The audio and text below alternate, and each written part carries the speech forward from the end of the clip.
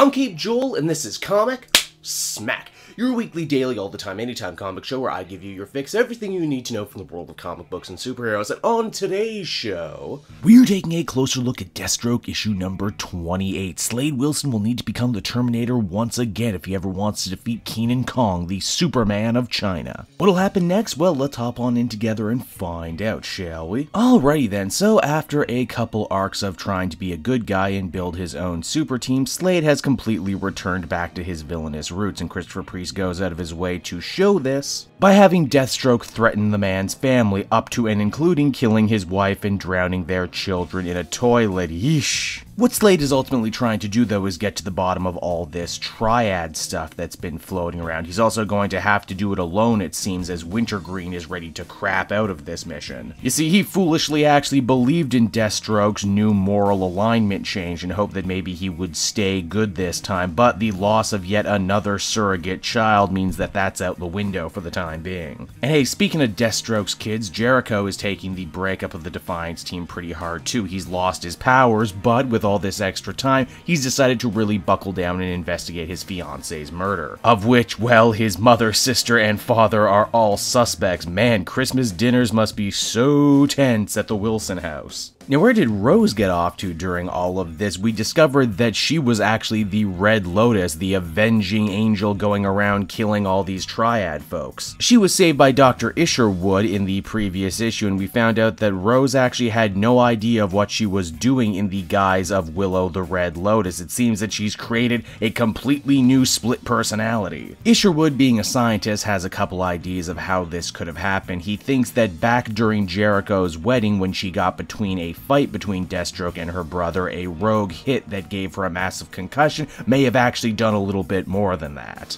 What we do know for certain, though, is all those prolific Asian gangsters she's been killing have used their connections to pressure the Chinese government to send in Kenan, aka the Chinese Superman. Kenan is super stoked to be in America for the first time, and of course he's blowing up all of social media, which allows Deathstroke to get the drop on him. Slade's also clearly done some research on this new Chinese Man of Steel. He knows he can only use one amazing power at a time and that he has to focus his chi to do so. Kenan, though, ultimately takes the whole thing in stride. He's just stoked to have himself a real-life superhero battle with a big-time American bad guy. Ultimately, Deathstroke is able to win the fight, not because he's stronger, not because he has better tech, but because he's able to trick the much younger superhero into believing he had gear that he didn't. Actually, the whole thing plays out almost exactly like how it happened when Deathstroke fought Superman in this book. Now, as the comic begins to wind down, all these different stories start to converge. The missing nuns, the Chinese triad, Rose, and of course Deathstroke himself. The final page, we see the Terminator staring down a ninja kill squad armed with both swords and guns, you know, just for variety's sake. So that was Deathstroke number 28, everybody, and it was yet another unabashedly adult twisty-turny, told out of order tale from Christopher Priest. In a lot of ways, this issue seeks to reset the status quo in the fallout of Defiance, but at the same time, it's continuing to run with story threads that were started a couple arcs back. Nice to see the Superman of China make an appearance here. I know people have been enjoying his book, and I keep meaning to look back into it at some point. If this book has a great sin, it's that it probably gets bogged down a little bit in exposition, trying to get everyone up to speed on what's been going on and tying together all these different triad threads that have been going on. Overall, though, I think I'd feel comfortable giving this one a 7 out of 10. It was pretty solid. So that's Deathstroke, everyone. I hope you enjoyed the book, and as always, be sure to take a closer look at some of these other videos I've been working on. Then you can follow me on Twitter and Facebook at Cape Joel, so you always know what I'm doing next.